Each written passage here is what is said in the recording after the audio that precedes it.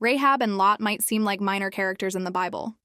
At first glance, there doesn't appear to be anything particularly remarkable about their stories. But what if these two lives, coming from completely different places, were quietly connected to one of the most important lineages in Scripture? What if their stories eventually led to the line of King David, and even to Jesus? So who exactly was Rahab? Rahab lived in the city of Jericho. The Bible introduces her as a prostitute, living in a city that stood in the path of Israel as they entered the Promised Land.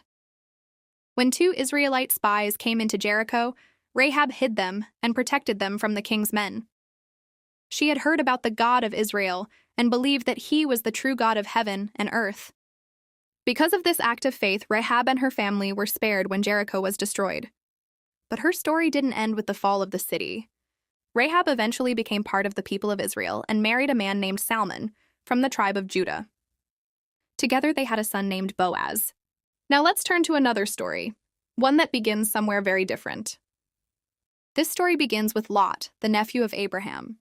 Lot survived the destruction of Sodom and later became the ancestor of the Moabites. From his lineage came the nation of Moab. Many generations later, a woman from Moab enters the biblical story.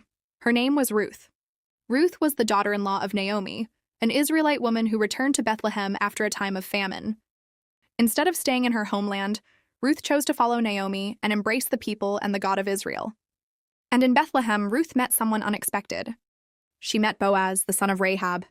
Boaz later married Ruth, bringing together two completely different stories, one that began in Jericho and another that came from Moab. From their union came a son named Obed. Obed became the father of Jesse, and Jesse became the father of David, the future king of Israel. And generations later, from this same family line, came Jesus Christ. Two stories that seemed ordinary, two people who might easily be overlooked. Yet their lives became part of a hidden connection in the Bible, one that eventually leads to the royal line of David and ultimately to Jesus. Sometimes the most unexpected stories are woven into the greatest story of all.